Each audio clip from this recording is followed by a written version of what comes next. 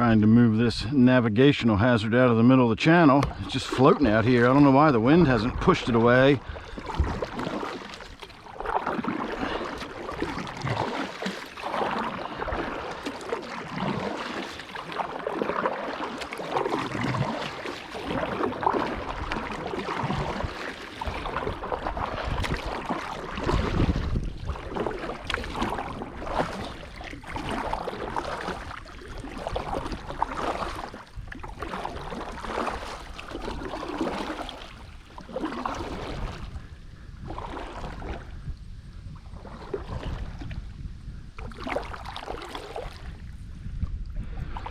We've had some really bad rains the last few days, and we're getting up here close to the headwaters.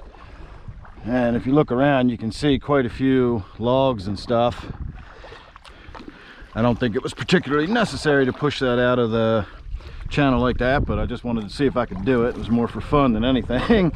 So I'm going to continue heading north, and we're going to see about maybe trying to get all the way up in Hemlock Gorge today if the river is flowing fast enough. So stay tuned for that. That video will be coming up here very shortly.